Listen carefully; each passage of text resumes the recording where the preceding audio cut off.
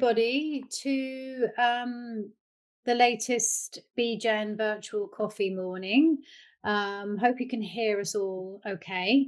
We've got two fantastic speakers this morning, Sara Blair-Manning and Jen Ridding. Can I just double check first, though, that everyone has muted their microscopes?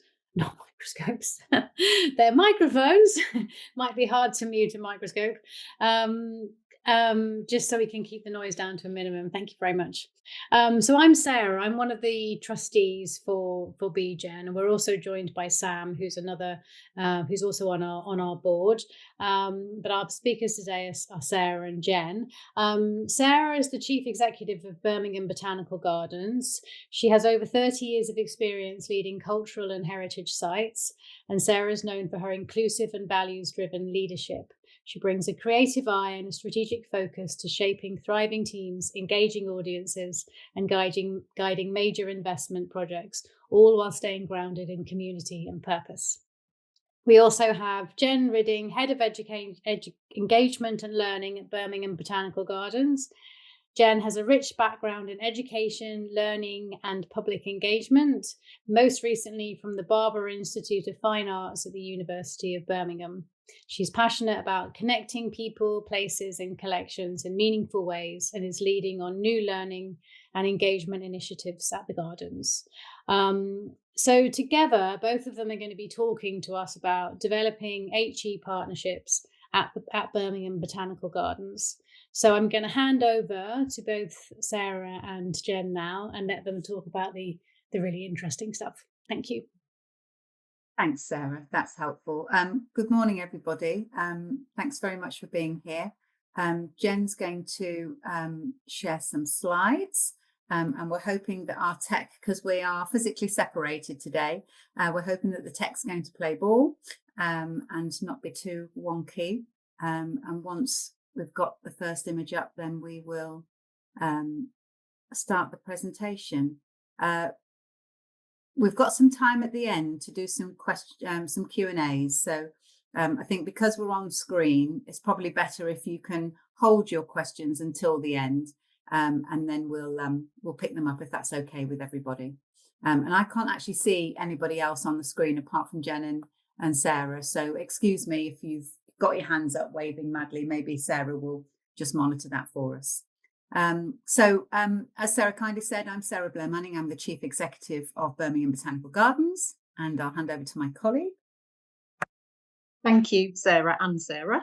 Good morning, everybody. My name's Jen, and as Sara outlined, my role at the Gardens is Head of Engagement and Learning.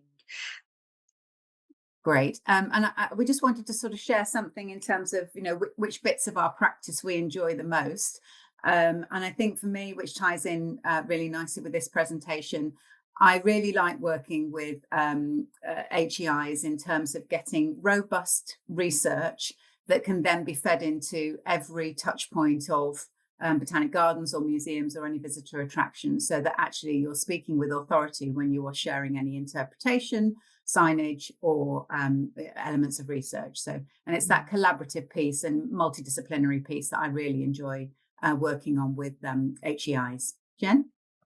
Yes, thanks, Sara. And likewise, working with HEIs, it's absolutely in my DNA. When I was at the Barber Institute of Fine Arts, that is a university art gallery. So I worked on a research-intensive, STEM-focused university campus for 10 years, thinking about how we could use fine art to engage STEM subjects and students. So for me, what I particularly enjoy is that collaboration and that interdisciplinarity across fields, across disciplines, to think about how we can use collections, cultural and heritage assets in completely new ways. Great. Jen, should we go to the next slide, please? Thank you. So we're in a really fortunate position here at Birmingham Botanical Gardens. Lots of opportunities with HEIs for us, and lots of opportunities to collaborate just more generally within learning and engagement. And as Jen shared, we've both done extensive amounts of this type of work in our careers. And Jen's already alluded to hers, and I've spent 35 years in heritage arts and culture. working all the time with universities and similar collaborations that we're going to speak about today. Jen, next slide, please. Thank you. So just to set some context about Birmingham, really, and how the Botanic Garden sits within Birmingham. So, and please forgive me if you know some of this or all of it. I'm not trying to teach people how to suck eggs. So Birmingham is the second city of the UK, and it's also the largest city in the West Midlands conurbation. And it has significant interdependent deprivations, which you can see on the slide. According to the 2021 census, there are 1,145,000 people living in Birmingham, and the city continues to grow. The census also shows that the city's population is relatively youthful, with under 30s making up 44% of Birmingham's population. It's quite different to a lot of cities and a lot of areas in the UK. And Birmingham's ethnically diverse population increased to 51%. So with 5 universities in the city, there's great potential for the gardens to realise significantly increased learning and social impacts. Indeed, through the current HEI partnerships, which we'll talk about later, we have already seen these outputs evidenced, which is very gratifying. As a wider context, Birmingham's superpowers of diversity and youth in the city are continually being eroded by the population growth, which is currently compounding some of the cities and regions' complex and multi-deprivation challenges, many of which, education, skills, health, disability and living environment, are supported through the new HEI approach that we have at the Gardens, and also through our exciting £19.45 million Growing Our Green Heritage project, and more on that later. Thanks, Jen. So you'll see on the slide some information about the Gardens. We have a Grade 2 registered park and garden. You can see the historic map there on the screen. It occupies 15 acres and is a mile from Birmingham city centre. So you can jump on the tram for a 5-minute ride, and then you can walk 7 minutes and you can get to the Gardens. And we have bus routes just coming outside as well. So although at the moment most people do arrive by car, about 85% of our visitors arrive by car, we're trying to shift that narrative as well in terms of conservation and sustainability. We're also a key civic anchor institution in the city and a significant green lung for the urban population. The Gardens lie within the Edgbaston Conservation Area, and we have 2 close neighbours, which are HEIs, the University of Birmingham and Birmingham City University, both of whom we now have strategic partnerships with. Thanks, Jen. The site also holds high significance and intangible value, not only through the continuity of our living collection, but also the site's social history. Generations have known and visited the Gardens daily, but also at significant life moments. And you can see some historic pictures here. The picture on the bottom right is actually when Prime Minister Chamberlain was on the bandstand giving his first Prime Minister speech at the Gardens. And there's been social interactions at the Gardens since we opened, right up to last weekend. So, you know, we're continually doing this, as well as sharing the living collection.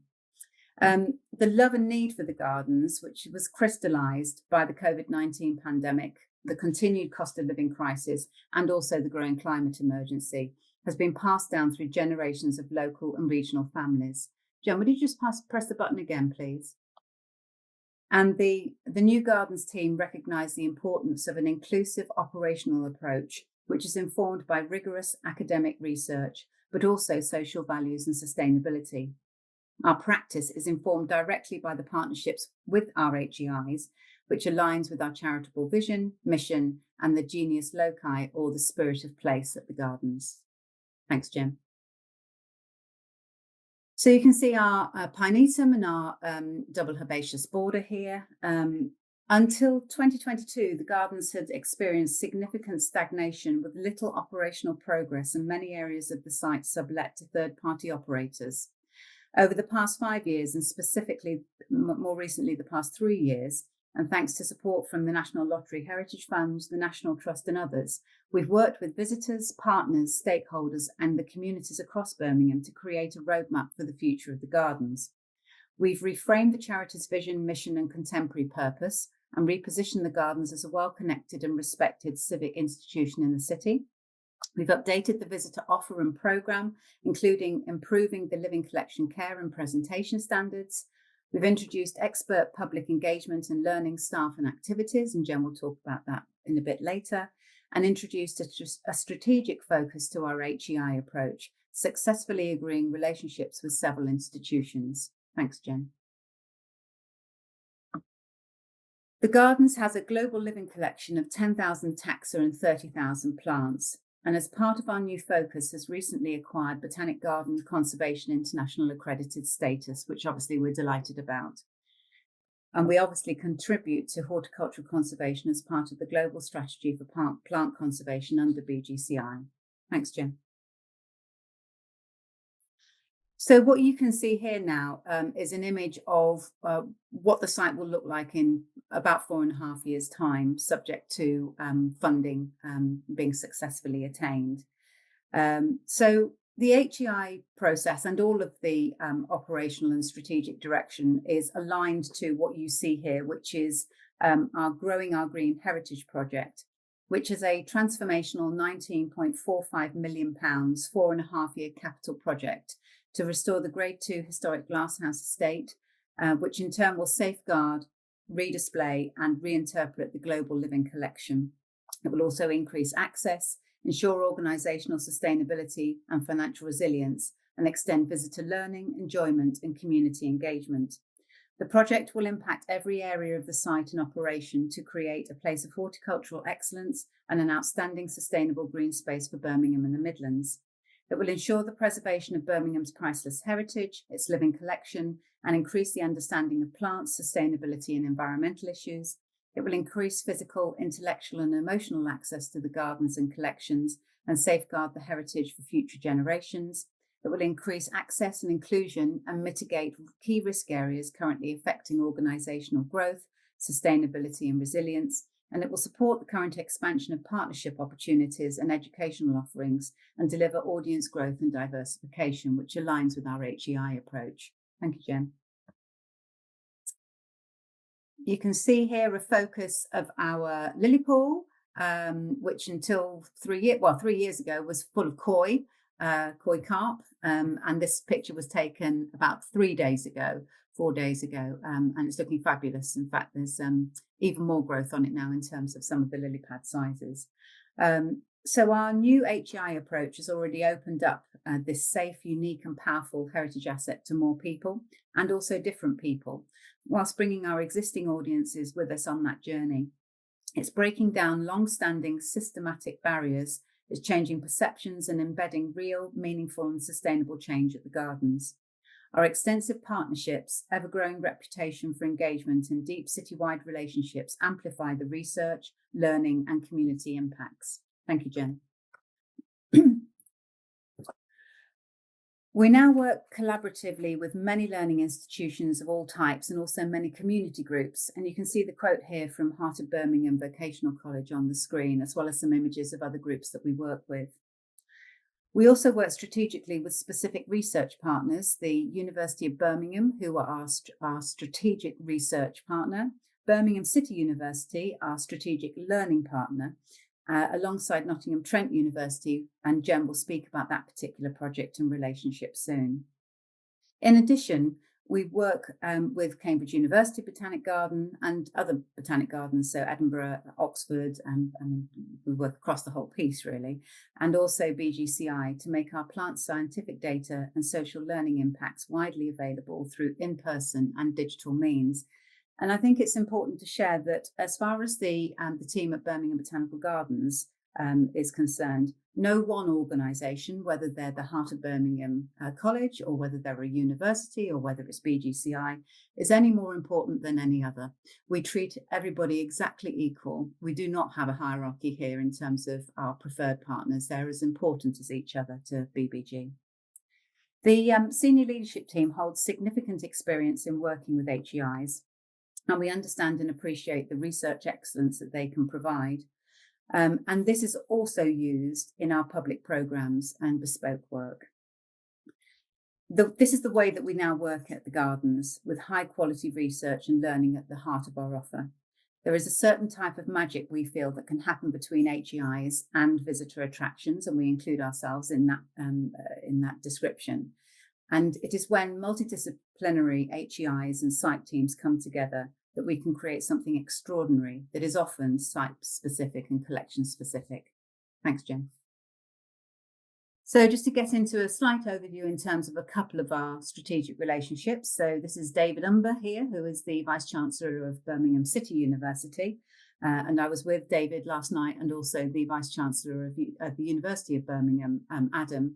And it's one of those things that I take responsibility for in terms of maintaining those higher level relationships between those two individuals. So the first strategic partnership to be confirmed at BBG was with Birmingham City University. And it's an annual agreement which is mutually beneficial, and it took 12 months to agree and formalise. We work with many departments and schools at BCU, from biochemistry to jewellery design, and we are currently supporting several AHRCs and UKRI submissions. In addition, as part of the agreement, we grant free access to all staff and students to support positive mental, physical health and well-being. Could you press the button, Jen, please? And in return, the Gardens receives an annual partnership payment. Sorry, that's not the right one. Forgive me, I've flicked on. No, sorry, Jen, you were right. It was me that was wrong. So that's doing it remotely. So if you could flick again, Jen. Apologies, everybody. So you can see on screen here, this is a new area in the Gardens that, well, it's not a new area in the Gardens, and it's a garden area that we're actually creating a new garden in with BCU's help. And we're going to be creating a physic garden. And yesterday we had a garden hack that was led by the architectural team at BCU. But it was a multidisciplinary team of staff and students from everything from art and design through to archaeology, through to, can't remember what the other one was, Jen. So we had jewellers, we had fine artists, we had fashion. So they all came together, staff and students, and spent the whole day at the Gardens yesterday to start thinking around some initial ideas, blue sky thinking of what this physic garden could look like. And you can see an example of some of their mind map drawings on the left. And then we were out in the space building some temporary structures to start thinking around what structures could be in the space. And we've got some images on the next slide. And the little structure you can see on the floor that's made out of doweling, like a pyramid, and that's an idea for an acoustic sculpture. So we were talking about soundscape. So it was completely interdisciplinary and completely positive blue sky thinking as a starting point. Thanks, Jen. So the reason we work like this at the Gardens is because we believe that it's a better result by having many, many different voices in every area of work that we do. So we generally take the approach that we have this very wide conversation before we start to narrow down what the deliverables will be. And that way we get representation of all communities. And this is only the first stage of the Visit Garden. We'll be going out to communities and getting them to help them with us, help us with them, and just making sure that everybody has representation. So we work with different schools and departments at BCU to support student and faculty research and projects, which align with our priorities here at the Gardens and also our specialisms. So as we've said, you can see here, this is going to be the physic garden, but it's going to have a complementary dye garden. BCU have a small dye garden at one of their campuses, and we are trying to add value to that, and also create larger spaces where we can also encourage communities, visitors, but also HEI colleagues to come and do a range of activities that will be part of our public and engagement programme. And then the other thing that we do with BCU is we donate spaces to the university exec team on a quarterly basis. And in return, the Gardens receives an annual partnership payment. So we're really clear about that this is part of our financial structure. We are cognizant of the fact that we have very good skills here, and so do the universities. But we're not in a space where we're going to be giving, I mean, we give really good value for money. Let's just put it like that. So they do pay us a fee, But that fee is in return for the expertise that the whole team here at the Gardens can give the students, and the opportunities for the students to utilise the space in lots of different ways, and also the faculty to do that as well.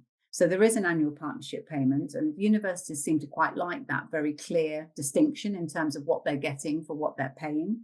And we have thousands of students and faculty visiting the Gardens now, and also the opportunity through that agreement to share our information about the Gardens within the BCU's internal newsletters, and are obviously consequently seeing an uplift in terms of our events and our conference and eventing footfall as well. So it's touching and positively affecting lots of different areas of the business at the Gardens. And I do call it a business because we are a charity, but we also run like a business because we have to run like a business to make sure that we survive. And that was part of the historic failings, really, of the organisation over the past 30 years, not to recognise that actually you always need to be cognizant of the financial situation. So I think it's fair to say that both BCU and the Gardens regard this relationship as a really respected relationship and highly regarded for both parties, but also it's one that requires a significant investment of time in terms of the Garden staff and also key members of staff from BCU. Thanks, Jen.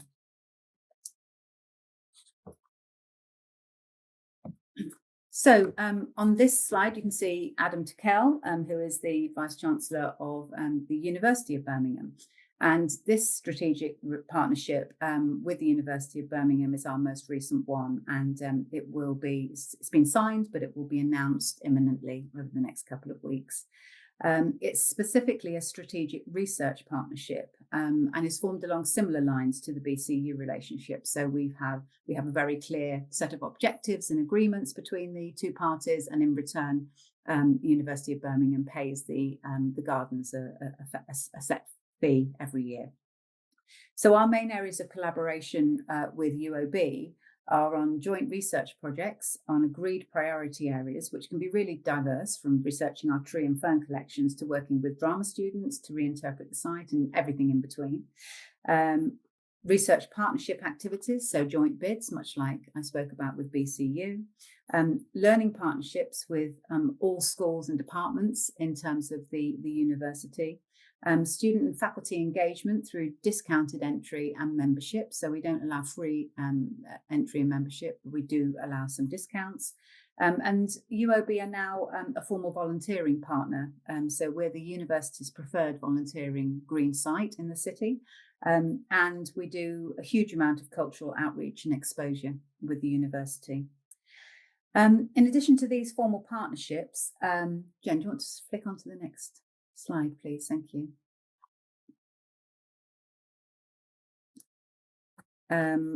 We have well-established collaborations with Aston University, which is focused on sustainability, and University College Birmingham around sustainable tourism, marketing and eventing. So I'm going to hand over to my very talented SLT colleague, Jen, and she's going to talk a little bit more in depth around one of our specific HEI relationships. Thanks, Jen. Thank you for the very kind introduction, Sarah, and hello again, everyone. So I'm going to share now an in-depth case study of a 12-month project that we designed and delivered with Nottingham Trent University, so one of our regional HEI partners. So first of all, what we did and why we did it. So the project was delivered in the 2023-2024 academic year, and it was called Planting Stories. It was a one-year partnership project between Birmingham Botanical Gardens and Nottingham Trent University's School of Arts and Humanities. The project aimed to explore stories within Birmingham Botanical Gardens' living collection and heritage that are potentially linked to colonial histories, migrations of plants and people, and global connections. It's essential to say at this point that we were effectively starting from the beginning with this work. As Sarah has talked about, the Gardens were undergoing and are undergoing a complete wholesale change piece, and we were a very new team as well. Engagement at the Gardens was brand new. I joined in a new role in August 2023, and there'd been no engagement or outreach programme or staff at the gardens before. There had for sure been community engagement happening, but it was very under the radar and ad hoc, and there was no strategy and no resource to take that programme forward. We couldn't even call it a programme. So that was our starting point. And with this in mind, both the Gardens team and the NTU team, that's Nottingham Trent University, I'll call them NTU from now on, we approached the project as an exploration, the beginning of a conversation, both an internal conversation between ourselves as professionals and our stakeholders, and with our audiences and communities, existing and new, and very much the beginning of a learning journey for the organisation. And this absolutely shaped how we approach the project aims and objectives and its format. So our NTU academic collaborators were Dr. Charlie Gregson, a senior lecturer in museum studies, and Dr. Katarina Massing, senior lecturer in museum and heritage studies. The project was funded by a £20,000 grant from Nottingham Trent University's Innovative Knowledge Exchange Fund. As part of the project, we were able to employ 3 paid student interns to work with us throughout the project, and they worked in roles on project management, engagement and digital outputs. And here on the right of the slide, you can see 2 of our student interns, Madhavi and Eve, at the Gardens, and they're really proud to have got their name badges, and rightly so. The project began with research into the living collection and history of BBG. And there was very much an audit approach here. Where are we at? So what do we know? And essentially, what don't we know? Creative and participatory practice was central to the approach. So my background is in creative practice. I trained in fine art and have always worked in art galleries and museums. And across the team at the Gardens, we also have creative backgrounds. Sara's from that background as well. And then also working with the School of Arts and Humanities brought that creative approach. And for me, working with artists, and the broadest definition of the term artist, not just visual artists, again, it's absolutely in my DNA. And working with artists can bring so many benefits in terms of bringing different insights, different ways of looking at the collection or the heritage, a curiosity, and an ability to connect with audiences and communities in wholly new ways. So we commissioned 5 artists, and they were local, national and international, and all of which identified as people of colour or queer artists. And they produced new work in response to the collection. And on screen here is Saranjit Birdie, who is a painter and a multidisciplinary artist based in Birmingham, and he was one of our partners. Our other artist collaborators were Max Condola, a photographer, Adrian B. Earle, who you can see here on the screen, who is a poet and spoken word artist, Kirsty Clark, who's a collagist, creates collages, and Tim Fowler, a painter. Between the 5 artists, they delivered a total of 7 creative workshops at the Gardens to gather community responses, and we had over 100 participants take part. We also commissioned Birmingham-based artistic practice General Public to act as community connectors on the project, and they facilitated visits to the Gardens for diverse communities who had faced barriers to engaging with the Gardens and had never visited before. And this included deepening relationships with Birmingham's really extensive and hyper-diverse allotment community. So we have the most allotments in Birmingham of any city, which is a little known fact.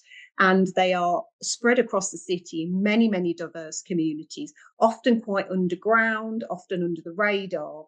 And they're really, really interesting community hubs. And we didn't have any real connections with that wider allotment community. So we felt that that could be a really interesting avenue to explore.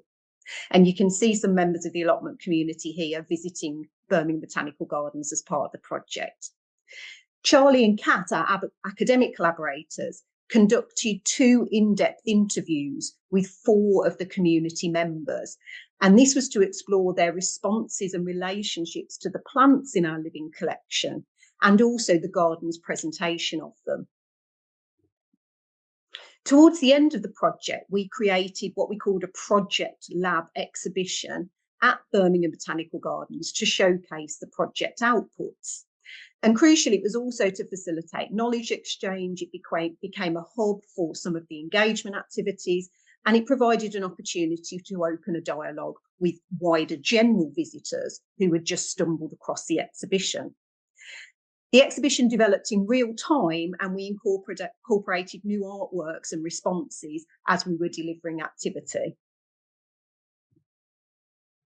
2 live student briefs were embedded into the project. The first was a Museum and Heritage Development Masters module in Arts Consultancy, and the second was a Level 5 animation brief working with animation students. They created a piece that explored the legacies, histories and narratives of the banana plant, and we have examples of banana plants growing in our lily house. The animation was screened during the exhibition, and you can see it here on the slide. We estimate that over 26,000 visitors interacted with the exhibition during its duration. In addition to this public output, the academic outputs included the delivery of a seminar for the Plants and Empires series that was organised by Bonington Formations, and 79 people tuned in live, and to date over 400 people have streamed that webinar. And then 4 conference papers were accepted, which included 2 internal Nottingham Trent University conferences, the Global Botanic Gardens Congress, and also the Transnational Education and Knowledge Exchange Conference. Also, blogging was embedded into the project, and the NTU Arts Consultancy module produced 12 blogs, and that was a collaboration with the Communication University in China, who were studying the MA in Museum and Museums Heritage Development. So why did we want to undertake this project at this time?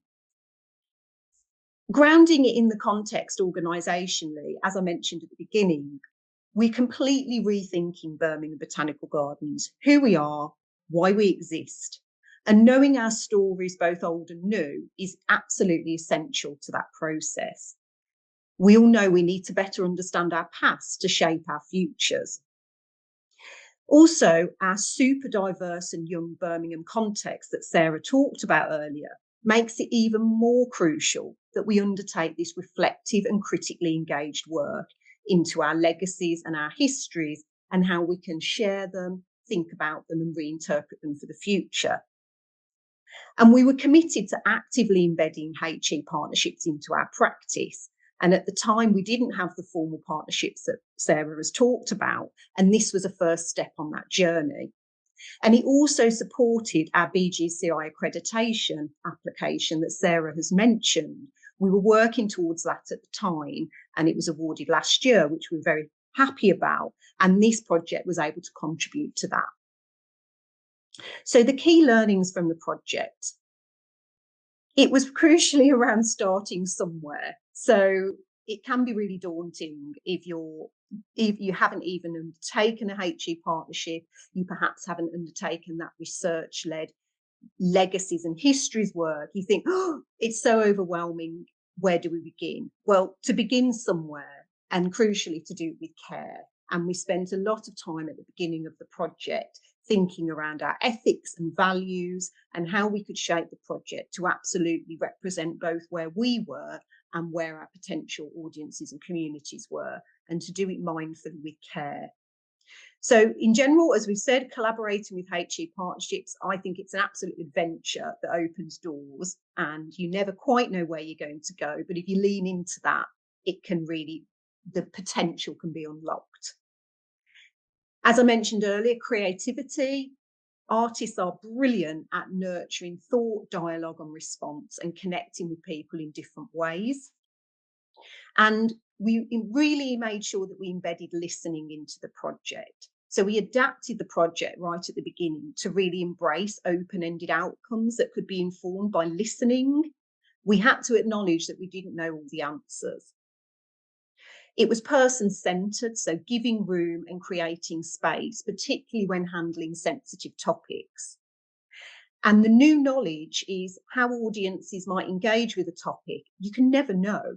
And actually, you can't prescribe or anticipate how communities, audiences, individuals may respond or engage. So having that open-ended, person-centered approach is always crucial. Sharing the work, we were so pleased that we created the public moments in the project, whether that was the workshops, the visits, or the project lab exhibition. And it was absolutely about embracing the journey. It's a process, not a destination. And there was a conversation at the beginning of the project around, decolonising the gardens. And we all had to acknowledge and normalise it by naming that one project won't decolonise an organisation, and that process never ends. So just acknowledging where you're at and enjoying the journey. And then in relation to what we're talking about today, I think that momentum, one HE collaboration, I feel very naturally inspires others. Others hear about it, they get excited, they think we want to be involved with this. So this was a first step on the journey that inspired the work that we've talked about today. So next steps for our HE partnerships. I'll talk briefly about the next steps for the NTU partnership before I hand over to Sara to sum up at the end of our talk. So that Planting Stories project, I think it's really given us a vocabulary and an energy and a momentum at the organisation and with our stakeholders and with the communities we worked with. I think it's given us the courage and the confidence to engage in these lines of inquiry and these types of conversations. And we're taking this forward into all our work. We're currently working with the academic collaborators at NTU to craft an AHRC bid for a 2-year project to continue the work. We're currently continuing to work with 2 of the project artists, which is a really wonderful legacy. And there's so many rich and valuable takeaways from the project that are all informing our capital project that Sara has talked about. And crucially, they'll be integral to the implementation of our new interpretation strategy, which will reinterpret the whole site, both our living collection and our heritage. So that project absolutely is informing that piece of work. And I'll hand over to Sara now. Thank you. Thank you. Yeah. So just to close, so as I said, last night I was at an event and the Vice Chancellors of University of Birmingham and also Birmingham City were there. And the conversations were, as they always are, very supportive of both parties and moving towards deciding what the future looks like. So we're just in a process with Birmingham City University of sharing the outcomes of the first 12 months. We're about sort of 10 months into that first relationship, and feeding back to Birmingham City University, and the anticipation and obviously the hope is that that will roll on for a further year. Where we are with the University of Birmingham, as I said, is that we'll be announcing that partnership in the next couple of weeks. And then students and faculty will be invited to make some suggestions around specific research elements that we will then decide which ones we're going to take forward. And Jen and I are part of that consideration panel to make sure that we've got enough capacity at the gardens to be able to deliver that. And then ongoing are conversations with Aston University in terms of formalising the relationship that we have with them around sustainability. And just waiting for University College Birmingham to come back around how they wish to develop their relationship, really, which is, I suppose, in its infancy, but one can see a different type of relationship there and more sort of hands-on work, I suppose, with students that are going into catering, marketing and sustainability elements there as well around tourism. So really exciting time for the gardens in terms of developing those relationships and also the relationship with Nottingham Trent University. And as Jen has said, we are continually taking the learnings from those relationships, conversations and work to feed into the capital project. Again, we're really, really open to lots of voices being part of that conversation and that development piece. And we feel that by doing that, we will have better representation of the voices that need to be heard at Birmingham Botanical Gardens and through the work that we're doing. And some of those voices haven't been heard within our interpretation, our approach, our programming. Very limited really until about 3 years ago. So just to be clear, we don't have all the answers. We've made loads of mistakes going forward, and we've learned a huge amount. And we are always up for continually learning and having respectful, mutually beneficial relationships with our HEIs. So really happy, unless Jen's got anything else that she wants to share, to take some questions if anybody has any. Thank you.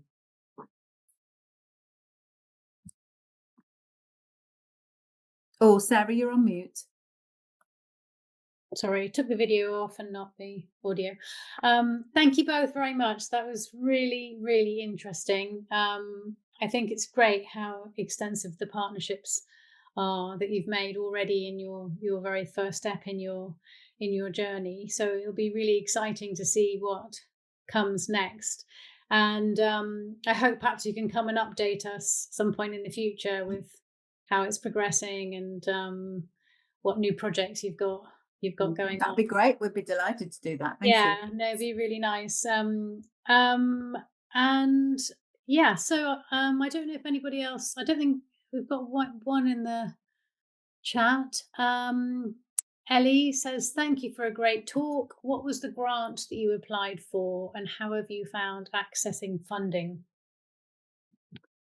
So I think probably that's the NTU grant. Jen, if you want to talk about that, and then I'll talk about accessing funding, if that's okay. Yeah, can do. Thanks, Sarah. Thanks for the question. So I'll just go back to say the Planting Stories project was funded by a £20,000 grant, and that was from Nottingham Trent University's Innovative Knowledge Exchange Fund. So to access that funding, it had to come through the academic collaborators that were part of NTU. So it was a funding pot that was open to NTU staff, NTU academics, to develop knowledge exchange work. So we wouldn't have been able to access it externally on our own. So it just demonstrates the importance of having those academic partners, and they put in the application with us as the primary and supporting partner. I hope that answers your question. Thank you. And just to follow up on sort of accessing funding, I mean, it is so difficult and so time consuming and complex to be able to access funding. And it's sort of part of the reason why those HEI relationships are structured in the way that they are, so that they actually come with some funding, because we recognize that by taking on those relationships, Jen, myself, head of horticulture, Lance, and many other of our colleagues at the gardens, our time is taken up in terms of delivering elements of those relationships. And whilst we're very happy to give quite a lot of added value, we do need to be aware that actually that's really valuable time that we have at the gardens that we're actually giving to partners. And we believe that they should pay for that expertise. And so we've been really honest and clear about it, that that's what it is. And HEIs, just because of where they are in terms of their journey and the way that they fund themselves, they seem to be able to understand that easily and be supportive of that. Just in terms of accessing funding, I mean, it's a continual job on behalf of all of the senior leadership team to be always thinking about and reading and checking social media in terms of what might be available. And we are very fortunate here in terms of at the gardens where we do have a very small, we've got 2 people who are part of our fundraising and development. But it would be fair to say that 99% of their time is spent in terms of creating the fundraising that we need to deliver our major capital project. And the reason that's important is that if we don't get all of that funding, then what I will be doing in the next 2 years is closing the gardens, because we will not have the ability to stay open because our glasshouse structures will fail and the business model then falls over. So they've been concentrating purely really on raising that money. And the rest of us have been looking at different opportunities. So when Jen said, being cognizant of the fact that there are pots that academics can access internally within their organisations, but also can put in further funding applications such as UKRI and the AHRC, which we spoke about. So we are trying to make these relationships self-funding in terms of the future applications that some of our HEI faculty colleagues are actually submitting with us as a partner. So really difficult, really difficult to access fundraising, but essential really to make sure that you're not losing money and spending valuable and specialist garden staff time. And also as valuable not to just chase the money. Don't chase the money. Chase only the money and get the money that will actually tie into your strategic objectives, because otherwise you're going to spread yourself too thin. So I hope that's helpful. Thank you. Also, obviously, it's great to have different people here from different gardens and places, green spaces around the UK. If you have got an HE relationship that you would like to share that might be interesting for Sara and Jen, but also for the rest of us to hear about, then please do step up and let us know what you've been working on as well. Yeah, also, I'm not sure in the chat, the messages seem to be going only to host and panelists. So just check if you want it to go to everyone, just check who you're sending to. Yeah, so if anyone, or unmute yourself and ask a question is also absolutely fine as well. Be interesting to know which gardens you are attending from.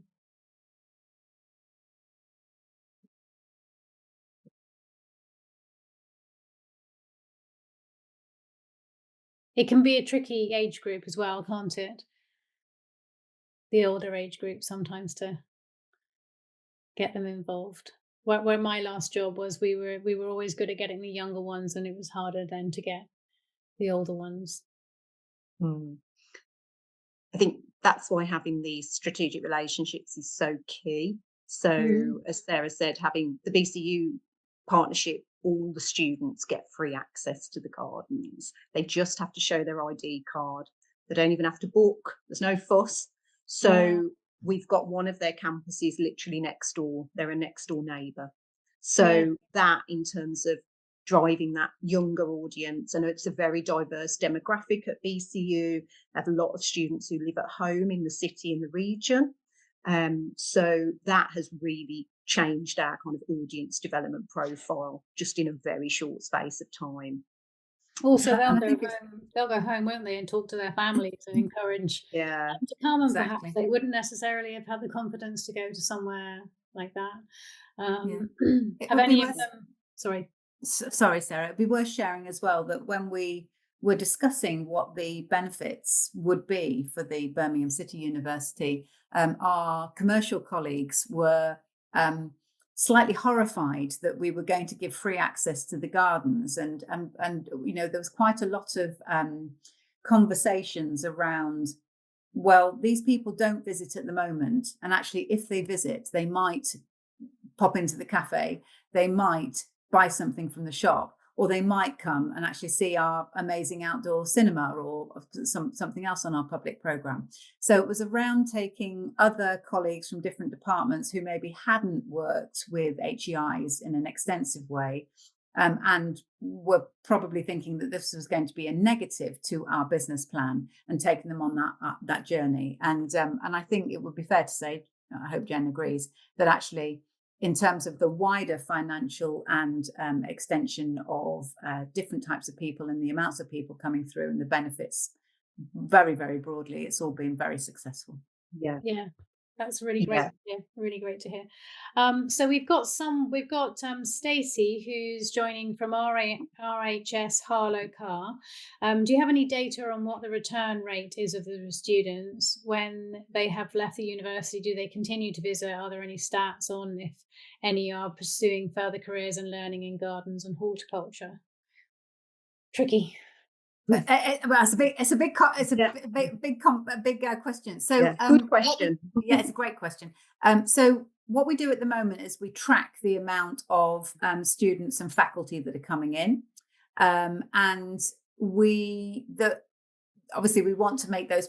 We have a CRM, so a digital ticketing system, but we wanted, and the university were very keen to make that admission process relatively straightforward. So we don't capture all of the details in terms of the students, in terms of GDPR. So we know how many students are coming through, we know how many faculty members are coming through, but we haven't done the piece of work in terms of whether or not we're collecting the right amount of data in this first year, because it is a first year, it's a trial year, in terms of would they be happy to share further data in terms of who they are, where they're living, so that we can have them on our database.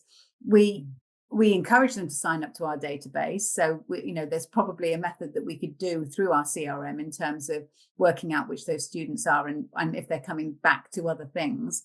And it's very clear at the moment that the main reason, and Jen may want to say something about this, the main reason that people are coming is for health and wellbeing benefits and to enjoy the site.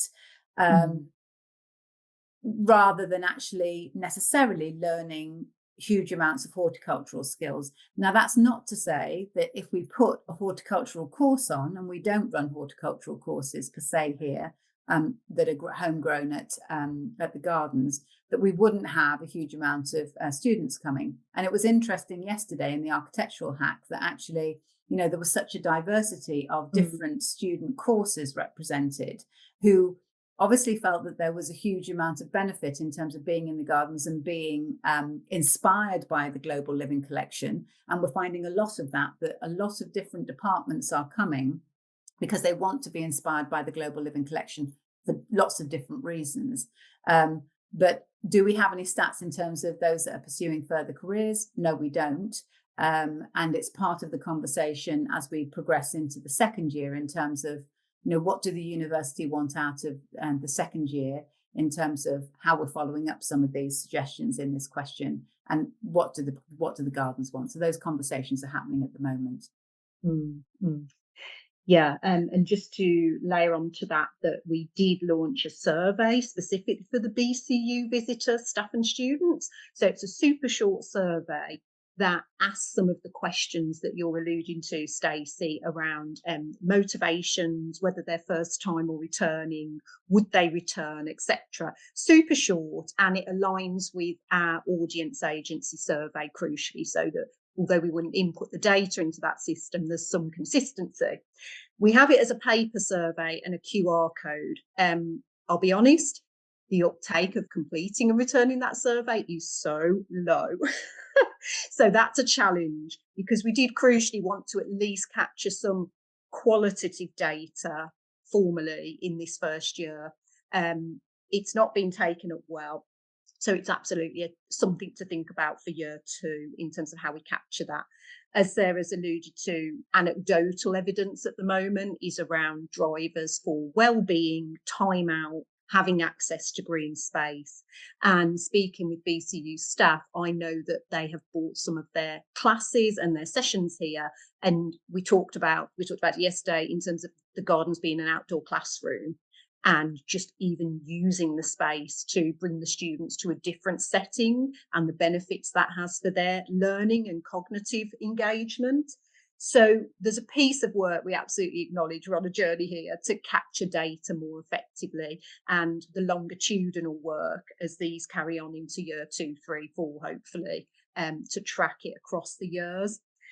And as Sarah said, it's thinking around the pathways as well. So as we go forward from a pilot year and with the other partnerships as well, it's what are those pathways for students and staff into other areas of our programme, our engagement and our offer. And there's a lot more work we can do there for that. Wow, it sounds great. Really good.